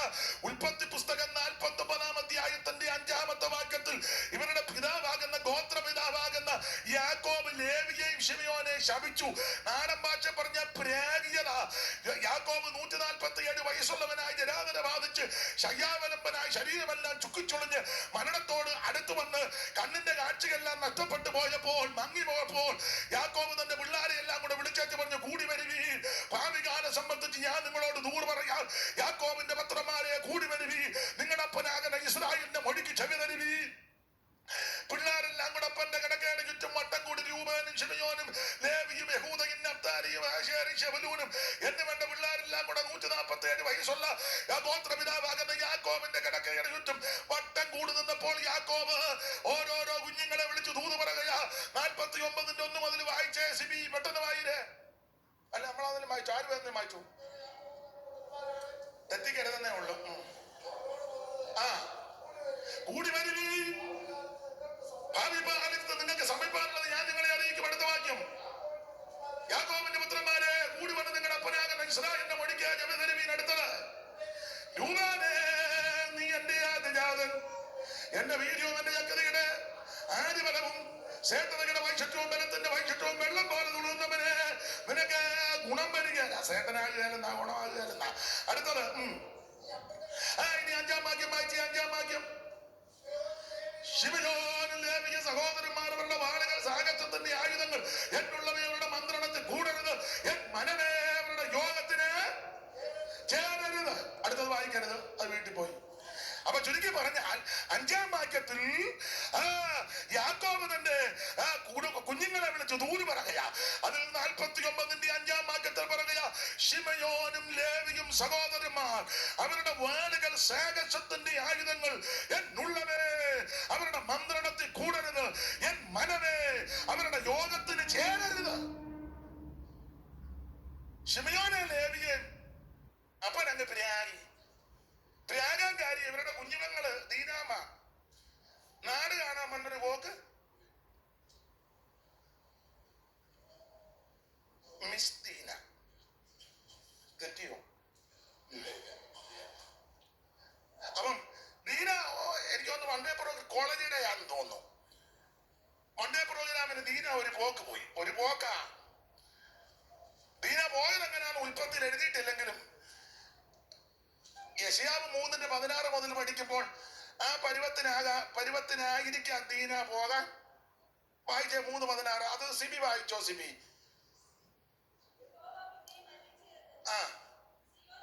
സിയോൻ, ഒറിജിനൽ സിയോൻ പുത്രി ദീനയാ, യാക്കോബിന്റെ മകളല്ലേ. സിയോൻ പുത്രിമാര് നിഗളിച്ച് കഴുത്തെല്ലാം നീട്ടി, വിവരിക്കുന്നില്ല, വ്യാഖ്യാനിക്കുന്നില്ല, കഴുത്ത് നീട്ടി എറുകം കിട്ട് തത്തി തത്തി എറുകണ്ണിട്ട് ചിലപ്പോൾ കേൾപ്പിച്ച് കഴുത്തുമൊക്കെ നീട്ടി. എനിക്ക് പറയണമെന്നുണ്ട്, ഞാനങ്ങ് അടങ്ങുക, അല്ല എന്നാ ചെയ്യാന. വായിന് നെറുകയ്ക്ക് ചോറ് പിടിപ്പിക്കാനുള്ള ഗുഹ്യപ്രദേശങ്ങളെല്ലാം നഗ്നമാക്കും. അടുത്ത വാക്യം, അന്ന് കർത്താവരുടെ കാൽച്ചിലമ്പരുടെ അലങ്കാരം, നെറ്റിപ്പട്ടം, ചന്ദ്രക്കല, തലപ്പാവ്, പട്ടുകച്ച, പരിമളപ്പൊട്ടി, തകിടുകൂട്ട്, മോതിരം, ശാൽവ, ദർപ്പപടം, ക്ഷോഭപടം, കർണപടം, മൂടുപടം, കലാവ്, പിന്നെ അപ്പൊ ചുരുക്കി പറഞ്ഞാൽ ഈ പരുവത്തിനാ സിയോൻ പുത്രി പോയത്. ദീനാമ അങ്ങനെ പരിമളപ്പെട്ടി എന്ന് പറഞ്ഞ പെർഫ്യൂം ചെല്ലു പറയുന്ന ഞാൻ അതേ യൂസ് ചെയ്യുള്ളൂ. ഓ പിന്നെ പുട്ടുകുറ്റി പോലുള്ള കുട്ടിക്കൂറ പൗഡർ നാട്ടിൽ കുടഞ്ഞു കൊണ്ട് ദേഹത്തില്ല തൂത്തേച്ച് കണ്ടെന്നത് അങ്ങയാ. ഇവിടെ വന്ന് പറയാം ഞാൻ പറയുന്ന കൊച്ചമ്മയ്ക്ക് വീട് കിട്ടുന്നില്ലേ? ഇങ്ങോട്ട് നോക്കോ കൊച്ചമ്മേ. അല്ല പണ്ട് കാലത്തെ ചിലരുടെ ഈ ഗവൺമെന്റ് ഞാനൊന്നും പറയുന്നില്ല. ഡാഡി മട്ടനെ യൂസ് ചെയ്യുള്ളൂ. ഇവ നാട്ടിൽ കുട്ടൻ തിന്നതാ. കുട്ടൻ എന്ന് പറഞ്ഞൊരു ഉണക്കമീനുണ്ട്, കണ്ടിട്ടുണ്ടോ? കുട്ടൻ ചുട്ടവനാ. ഇവിടെ വന്നപ്പം മിക്കവാറും നാളെ സഹായത്തിന് കാണുമോ എന്നുള്ളത് സംശയിക്കേണ്ടിയിരിക്കുന്നു. ആട്ടെ, ആരും വ്യക്തിഗത ചെയ്തതല്ല. പഴയ കാര്യമൊക്കെ ഒന്ന് ഓർക്കുന്നത് നല്ലതാ. ദൈവം നടത്തിയ വിധം ഒന്ന് ഓർക്കുന്നത് നല്ലതാ. ദൈവം പുലർത്തിയ ദൈവത്തിന്റെ പരിപാലനമൊക്കെ ഓർക്കുന്നത് നല്ലതാ. ചുരുക്കി പറഞ്ഞാൽ സിയോൻ പുത്രി നടന്ന് ഇങ്ങനെ പോയപ്പോൾ ശേഖരം അവളെ പിടിച്ചോണ്ട് വീട്ടിൽ കൊണ്ടുപോയി കല്യാണമെല്ലാം നടത്തി. ഈ വിഷയത്തിൽ ശേഖരം പൗരന്മാരുമായിട്ട് യാക്കോബ് ഉടമ്പടി ചെയ്തു. അപ്പന്റെ ഉടമ്പടി ലംഘിച്ച് അപ്പന്റെ അനുവാദമില്ലാതെ ശിമയോനും ലേവിയും വടിവാളെടുത്ത്, എന്റെ ഭാഷയാ, വടിവാളെടുത്ത് വേദനപ്പെട്ടിരുന്ന ശേഖരം പൗരന്മാര് വെട്ടിക്കൊന്ന വിഷയത്തിൽ കനാന്യരുടെയും പെരിശരുടെയും ഇടയിൽ യാക്കോബിനെ ഇവന്മാര് നാറ്റിച്ചു. ഈ വിഷയത്തിൽ ഒടുവിൽ അപ്പൻ ലേവിയെയും ശിമയെയും ശപിച്ചു. അതാണ് 49:5 ശിമയോനും ലേവിയും സഹോദരന്മാർ അവരുടെ വാളുകൾ സാഹചര്യത്തിന്റെ ആയുധങ്ങൾ എന്നുള്ളവേ അവരുടെ മന്ത്രണത്തിൽ കൂടരുത്, എൻ മനമേ അവരുടെ യോഗത്തിന് ചേരരുത്. ഇങ്ങനെ ചിന്തിച്ചോ? അന്ന് മുതൽ ലേവി യോഗം വെച്ച ആരും പോകത്തില്ല, ലേവിയുടെ യോഗത്തിന് ആരും പോകുകയില്ല, ലേവിയ യോഗത്തിനോട്ട് ആരും വിളിക്കുന്നുമില്ല. ഒറ്റപ്പെട്ട് വെറുക്കപ്പെട്ട് നിൽക്കുക ലേവിയും ശിമയോനും. അവൻ ലേവി എതിർക്കാൻ പോകില്ല, ഉടക്കാൻ പോകില്ല. കാരണം ലേവിക്ക് പറയാ അപാകത വന്നു, വാളെടുത്ത് വെട്ടി അപ്പനെ നാറ്റിച്ചു. ലേവിക്ക് മനസ്സിലായി തെറ്റാ. അതുകൊണ്ട് ലേവിയെ പറ്റി പറയുന്നത്, ലേവി എതിർത്തില്ല, ഉടക്കിയില്ല, കേസിന് പോയില്ല, അടിയന്തര കമ്മിറ്റി കൂടിയില്ല, സഭയിലെ മൂപ്പന്മാരെ വിളിച്ച് കുരുക്കൊപ്പിച്ചില്ല, ആരോടും ഈ വിഷയം ചർച്ച ചെയ്യാനും പോയില്ല. എന്റെ ഭാഷയെ പറഞ്ഞാൽ ലേവി അന്ന് മുതലിരുന്ന് പ്രാർത്ഥിക്കുന്നുണ്ട്, ദൈവമേ തെറ്റുപറ്റിപ്പോയി, മോക്ഷത്വം വന്നു, എടുത്തിയാട്ടം ഉണ്ടായി, ക്ഷിപ്രകോപമുണ്ടായി, ആത്മസംയമനമില്ല, നിയന്ത്രണം വിട്ട് പല കാര്യങ്ങൾ ചെയ്തു. ക്ഷമിക്കണം, മാപ്പാക്കണം, പൊറുക്കണം. പക്ഷെ ഇപ്പൊ യോഗത്തിന് അവരാരും വരുന്നില്ല, എന്നെ വിളിക്കുന്നുമില്ല. എന്നാൽ ഒരു കാര്യം പറയാ, എനിക്ക് നീ ഒരു അവസരം തരണം, എനിക്ക് നീ ഒരു സമയം തരണം. എന്നെ തള്ളിക്കളയരുത്, എന്നെ ഉപേക്ഷിക്കരുത്. എന്റെ ജീവിതത്തിൽ പാകപ്പളകളും പോഷത്വങ്ങളും അപാകതകളും വന്നുപോയി. ദൈവമേ മനഃപൂർവ്വമായി ക്ഷമിച്ച് നീ എനിക്കൊരു അവസരം നൽകണം, നീ എനിക്കൊരു സാവകാശം ഒരുക്കി തരണമെന്ന് ഏറെ നാളുകൾ കൊണ്ട് ലേവി ഇങ്ങനെ പ്രാർത്ഥിച്ച് സമയം നോക്കിയിരുന്നപ്പോൾ പഴയ നിയമത്തിന്റെ മധ്യസ്ഥനാകുന്ന മോശ ഈ ക്രമക്കേട് കണ്ടോണ്ട് പറയുക, യഹോവയുടെ പക്ഷത്തുള്ളവൻ എന്റെ അടുക്കൽ വരട്ടെ. അവസരം നോക്കിയിരുന്ന ലേവി കണ്ണ് കാണിച്ചു. ദൈവം നമുക്ക് അവസരം തരിക, ദൈവം നമുക്ക് സാവകാശം തരിക. ഇന്ന് സുപ്രസാരകാലമായി, ഇത് രക്ഷാ ദിവസമാ. ഇന്ന് രാത്രി യേശുവിനെ രക്ഷകനായി സ്വീകരിക്കുക, ഇന്ന് രാത്രി യേശുവിനെ രക്ഷിതാവായി സ്വീകരിക്കുക. എപ്പോഴും അവസരം കിട്ടിയെന്ന് വരികയല്ല, രക്ഷിക്കപ്പെടാൻ സാവകാശം ലഭിക്കുമ്പോൾ രക്ഷിക്കപ്പെടുക, സ്നാനപ്പെടുവാൻ അവസരം കിട്ടുമ്പോൾ സ്നാനപ്പെടുക, അഭിഷേകം പ്രാപിക്കുവാൻ സാവകാശം വരുമ്പോഴതിനായി കാത്തിരിക്കുക. നമ്മുടെ സമയം നഷ്ടപ്പെടുത്തരുത്. ലേവി ഇങ്ങനെ പ്രാർത്ഥിച്ചിരിക്കുക, ദൈവമേ ഒരവസരം തരണം. മോശ ചോദിച്ചു, യഹോവയുടെ പക്ഷത്തുള്ളവൻ എന്റെ ഇടയ്ക്ക് വരട്ടെ. ലേവി കണ്ണ് കാണിച്ചാൽ നല്ല അവസരം കയറാൻ. ലേവി കയറി ഇഞ്ഞു വന്നു. മോശ പറഞ്ഞു, വാളെടുത്ത് വെട്ടിക്കോളാൻ പറഞ്ഞു. ഒന്നാമത് ഈ യോഗത്തിന് വിളിക്കാത്തന്റെ അരിശോ. എന്റെ ഭാഷ പറഞ്ഞു, ഒരറ്റം മുതൽ അങ്ങ് അറിഞ്ഞു പഠിച്ചു. പക്ഷെ ദൈവം അങ്ങ് മുദ്ര വെച്ചു. മുദ്ര വെച്ച ഈ വിഷയത്തെ പറ്റി പടിനിമത്തിന്റെ മധ്യസ്ഥനാകുന്ന മോശ പിന്നീട് പറഞ്ഞ കാര്യം കൂടെ വായിച്ച ആ ഭാഗം വിട. ലേവി സമയം തക്കത്തിൽ ഉപയോഗിച്ചത് കൊണ്ട് നേട്ടം എന്നാ ഉണ്ടായി? വായിച്ച് ആ ആവർത്തന പുസ്തകം 33-ാം അധ്യായത്തിന്റെ 8 മുതൽ താഴോട്ടുള്ള തിരുവെടുത്ത് പെട്ടെന്ന് വായിര്. ആവർത്തനം 33-ന്റെ 8 മുതല്. ലേവിയെ കുറിച്ച് മോശ പറയുക, അവൻ പറഞ്ഞത്, ദൈവം തമ്പുരാൻ പറയുക, അവൻ പറഞ്ഞത്, നിന്റെ തുമ്മീമും ഊറീമും നിൻ ഭക്തൻ മസയിൽ വെച്ച് പരീക്ഷയും കലകലത്തിങ്കിൽ പോരുകയും ചെയ്തവന്റെ പക്കൽ തന്നെ. അടുത്ത വാക്യം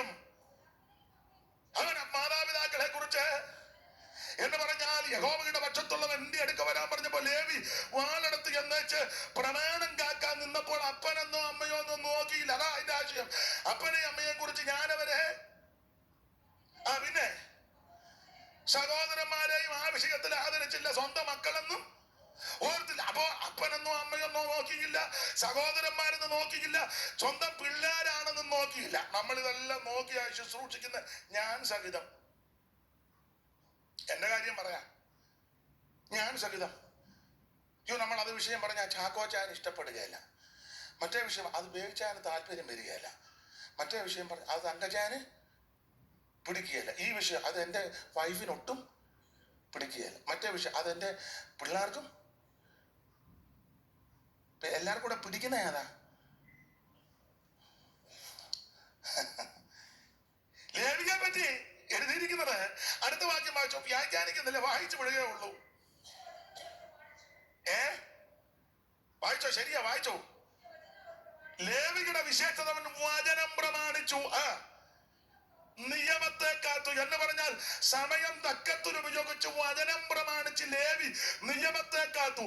അങ്ങനെ വചനം തിരിച്ചേച്ച് പറയുക, ഇനി ലേവി എല്ലാരെയും ഉപദേശിക്കുമെന്ന് എന്ന് പറഞ്ഞാൽ ഇനി നിങ്ങളല്ല ഉപദേശം കേൾക്കാൻ ഇവന്റെ യോഗത്തിന് പോകരുതെന്ന് പറഞ്ഞതാ. ഇവൻ സമയം തക്കത്തിൽ ഉപയോഗിച്ചു. ദുഷ്കാലമാകയാൽ സമയം തക്കത്തിൽ ഉപയോഗിച്ചപ്പോ തമ്പുരാൻ തിരിച്ചേച്ച് പറഞ്ഞു, എല്ലാരും ഇനി ലേവിയുടെ അടുക്ക ചെല്ലാൻ. വേറെ ഒത്തിരി വാക്യങ്ങൾ ഓർത്തിണക്കണം. ഓടിച്ചങ്ങ് വായിച്ചോ. അടുത്ത വാക്യമായിര് മറന്നോ? അടുത്തത്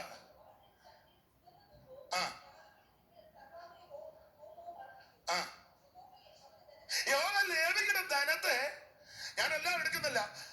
ഇനി ലേവി എല്ലാവർക്കും ഉപദേശം തരും. രണ്ട്, അവന്റെ ധനത്തെ ദൈവം ഈ പ്രമാണം കാത്താൽ സമയം തക്കത്തിന് ഉപയോഗിച്ചാൽ നിന്റെ ധനത്തെയും ദൈവം.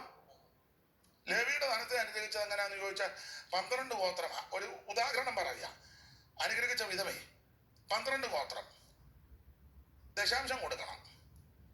100 കിട്ടിയാൽ എത്രയാ കൊടുക്കണ്ടേ? 10. 12 ഗോത്രക്കാരും കൂടെ 10 വെച്ച് കൊണ്ടുവന്നാൽ മൊത്തം എത്രയുണ്ട്? 120.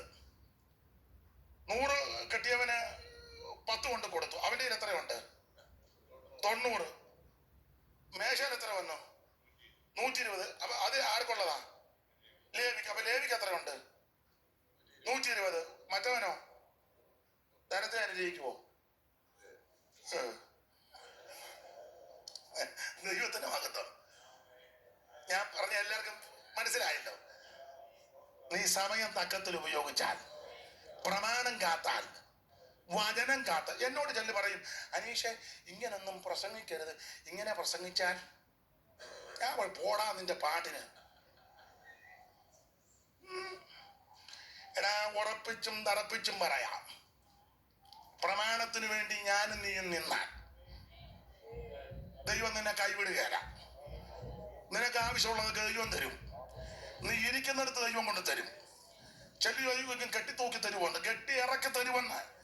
ഇരിക്കുന്നിടത്ത് ദൈവം തരാൻ ദൈവം വിശ്വസ്തനാ. ഏലിയാവിനോട് പറഞ്ഞു, നീ ഇവിടെ ഇരുന്നാ മതി, കാക്കയോട് ഞാൻ ഗരുഡന്റെ കൊടുത്തു വിടുകയല്ല. പുള്ളിന്റെയിലും പരുന്തിനയിലും അല്ല കൊടുത്തു വന്ന, പിന്നെ നമുക്ക് ആവശ്യമുള്ളത് മതിയല്ലോ. സ്തോത്രം. ഈ കണ്ടമാനം കാശായി കഴിഞ്ഞാലും ചിലടത്ത് പ്രശ്നമാണ്. അയ്യോ, പിന്നെ അപ്പനും അമ്മയും കാശുണ്ടാക്കി സ്വത്തുമൊക്കെ ഉണ്ടാക്കി അവസാനം അടക്കം നടക്കാൻ നേരത്ത് പെട്ടി പേടിക്കുന്ന വിഷയം മാത്രം തർക്കമായി. പിന്നെ പഞ്ഞിപ്പലകയുടെ പെട്ടിയാ അവിടെ നമുക്ക് ആ വിഷയം വിട്ടേക്കാം. എല്ലാവരും അങ്ങനെ ആണെന്നും അല്ല. ഒരു കാര്യം പറയാം, ഞാനും നിങ്ങളുടെ പ്രമാണത്തിന് വേണ്ടി നിന്നാൽ ദൈവം നമ്മെ അനുഗ്രഹിക്കും. സമയം തക്കത്തിൽ ലേവി സമയം തക്കത്തിൽ ഉപയോഗിച്ചു, ശാപത്തെ അനുഗ്രഹമാക്കി. 2, ഉപദേശോവന്റെ അടുക്കൽ ചെന്ന് ചോദിച്ച് മനസ്സിലാക്കണം. 3, അവന്റെ ധനത്തെ ദൈവം അങ്ങ് അനുഗ്രഹിച്ചു. ദൈവത്തിന്റെ മഹത്വം. 2 കാര്യം കൂടെ പറഞ്ഞ് വേഗത്തിൽ അങ്ങ് നിർത്താം. സമയം തക്കത്തിൽ ഉപയോഗിച്ചത്. അടുത്തത് ഈ യെശയ്യാ പ്രവചനം 9-ാം അധ്യായത്തിന്റെ 1, 2 ഒന്ന് വായിച്ചു. അറിവുള്ള വാക്യം ഒന്ന് വായിച്ചു. സമയം തക്കത്തിൽ ഉപയോഗിച്ചതിന്റെ ഗുണം. എന്നാൽ കഷ്ടതയിരുന്ന ദേശത്തിന് അടുത്തത് പണ്ടവൻ സെബലൂൺ ദേശത്തിനും നഫ്താലി ദേശത്തിനും ഹീനത വരുത്തി. എല്ലാം വ്യാഖ്യാനിക്കുന്നില്ല. ഇവിടെ രണ്ട് ഗോത്രത്തെ പറ്റി പറയാ, സെബലൂനും നഫ്താലി. ആരാ സെബലൂനും നഫ്താലിയും? വാക്യങ്ങൾ എടുക്കാൻ നേരമില്ല. ഒന്ന് ദാസിയുടെ മകൻ, രണ്ട് അനിഷ്ടയുടെ മകൻ. ഒന്ന് അനിഷ്ടയുടെ മകനും രണ്ട് ദാസിയുടെ മകനും. രണ്ടുപേരും കുടുംബത്തിൽ അല്പ ക്ഷീണമുള്ളവരാ. അനിഷ്ടയുടെ മകനും ദാസിയുടെ മകനും. ഉൽപ്പത്തി പുസ്തകം 30-ാം അധ്യായത്തിന്റെ 8ഉം 9ഉം വാക്യവും 30-ാം അധ്യായത്തിന്റെ 19, 20 വാക്യവും വായിക്കേണ്ട നേരമില്ലാത്ത കൊണ്ട് ഈ രണ്ട് വാക്യത്തിൽ ഒന്ന് അവൻ ദാസിയുടെ മകനും രണ്ട് അനിഷ്ടയുടെ മകനും. കുടുംബത്തിലും ചർച്ചയിലും ഒക്കെ ഇവരെ അവനത് അത്ര നല്ല രീതിയിലല്ല ഇടപെടുന്നത്. ചോദിക്കും അതാരാ? ഓ, അത് ദാസിയുടെ കൊച്ചനാ. ഇതാരാ? ഓ, അത് അനിഷ്ടയുടെതാ. രണ്ടും അനിഷ്ടയുടെയും ദാസിയുടെയും പിള്ളാരാ. പക്ഷെ ഇവര് രണ്ടുപേരും സമയം തക്കത്തിൽ ഉപയോഗിച്ചു. എങ്ങനെ ഉപയോഗിച്ചു? വ്യാഖ്യാനിച്ചധികം പോകുന്നില്ല. നമുക്കറിയാം, സീസർ എന്ന് പറയുന്ന രാജാവ് ഇസ്രായേൽ മക്കളെ ദീർഘനാളുകൾ പീഡിപ്പിച്ചു. 900 ഇരുമ്പ് രഥവുമായിട്ട് സീസരാ വന്നിവരെ അവൻ പീഡിപ്പിച്ചു ഉപദ്രവിച്ചപ്പോൾ ലപ്പീദോത്തിന്റെ ഭാര്യ ദബോര, തീപ്പന്തോ തേനീച്ച എന്ന വാക്കിന്റെ അർത്ഥം. അപ്പോ ലപ്പീദോത്തിന്റെ ഭാര്യ ദബോര അവൻ ന്യായപാലനം ചെയ്ത് അവൻ ബാരാക്കിനെ വിളിച്ചു പറഞ്ഞൊരു കാര്യം ചെയ്യ്, സീസരായ ദൈവം നിന്റെ കയ്യിൽ തരാൻ പോകുക. നീ സെബുലൂന്റെയും നഫ്താലിയുടെയും ആൾക്കാരിൽ 10,000 പേരെ കൂട്ടണം. ചുരുക്കി പറഞ്ഞാൽ താബോർ മലയുടെ മുകളിൽ ആരാധനയ്ക്കും ദൈവത്തെ സ്തുതിക്കാൻ എല്ലാവരും പോയില്ല. ദാസിയുടെയും അനിഷ്ടയുടെയും പിള്ളാരാണ് 10,000 പേര് പർവ്വതത്തിൽ കയറിയത്. അവര് സമയം തക്കത്തിൽ ഉപയോഗിച്ചു. മിടുക്കന്മാരാരും പോയില്ല. വാക്യങ്ങൾ ഒത്തിരി ഉണ്ട് വായിപ്പിക്കാൻ. മിടുക്കന്മാരാരും പോയില്ല. മിടുക്ക് കുറഞ്ഞ അനിഷ്ടയുടെയും ദാസിയുടെയും പിള്ളേർ പർവ്വതത്തിൽ ദൈവത്തെ മഹത്വപ്പെടുത്താൻ കയറി. ഓടിച്ചു വായിക്കാമെങ്കിൽ വായിച്ചോ. ആ ന്യായാധിപന്മാരുടെ പുസ്തകം 5-ാം അധ്യായത്തിന്റെ 13 മുതൽ ഓടിച്ചു വായിച്ചേ. ന്യായാധിപന്മാർ 5-ന്റെ 13 മുതൽ പെട്ടെന്ന്. അന്ന് ശ്രേഷ്ഠന്മാരുടെ ചിത്തവും പടജനവും എനിക്കായിട്ട് ഇറങ്ങി വന്നു, വീരന്മാരുടെ മധ്യ യഹോവയും എനിക്കായിട്ട് ഇറങ്ങി വന്നു. അടുത്തത് എബ്രഹാം എന്ന അമാലിക്കിൽ വേരുള്ളവരും ബെന്യാമീനെ നിന്റെ പിന്നാലെ നിന്റെ സമൂഹത്തിൽ മാഗീരിൽ നിന്ന് അധിപന്മാരും സെബുലൂൻ നായക ദണ്ഡധാരികളും വന്നു. അടുത്ത വാക്യം രൂപേന്റെ നീർച്ചാലുകൾക്കെതിരെ കനമേറിയ മനോഹരണയും കൊണ്ടുണ്ടായി. ആട്ടുംകൂട്ടങ്ങൾക്കരികെ കുടിലോത്ത് കൊടുക്കുവാൻ നീ തോടുത്തുകൾക്കിടയ്ക്ക് താമസിച്ച് കിടക്കുന്നത് എന്ത്? രൂപേന്റെ നീർച്ചാലുകൾക്കെതിരെ കനമേറിയ മനോഹരണയും കൊണ്ടുണ്ടായി. അടുത്ത വാക്യം ഗിലിയാദ് യോർദാൻ അക്കരെ പാർത്തു. അടുത്തത് ദാൻ കപ്പലുകളെ പുള്ളിക്ക് ഷിപ്പ്യാർഡില്ല. അതൊന്നും വ്യാഖ്യാനിക്കുന്നില്ല. അടുത്ത വാക്യം ആശാർ വന്നു. അനങ്ങുകയല്ല. പുള്ളി എല്ലാ യോഗത്തിനും വരും, ഇങ്ങനെ ഇരിക്കും, അനങ്ങുകയല്ല.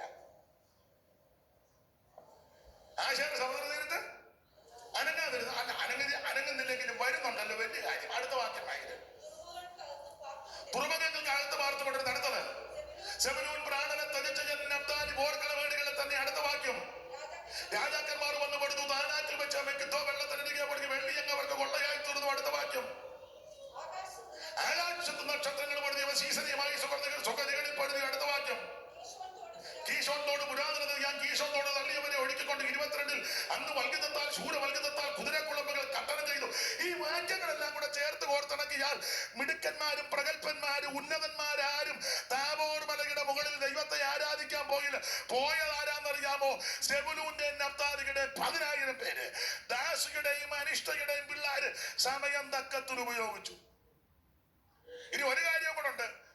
ദാവീദ് രാജാവ് പെട്ടകം കൊണ്ടുവരാൻ ഓബേദെദോമിന്റെ വീട്ടിൽ നിന്ന് ആ പെട്ടകം 2-ാം വട്ടം വിസർജിക്കുന്നില്ല, എടുത്തേച്ചിങ്ങോട്ട് കൊണ്ടുവരുമ്പോൾ മിടുക്കന്മാരെല്ലാവരും ഒന്നും പോയില്ലെങ്കിലും ആ കൂട്ടത്തിൽ സെബുലൂനും നഫ്താലിയും ഉണ്ടായിരുന്നു.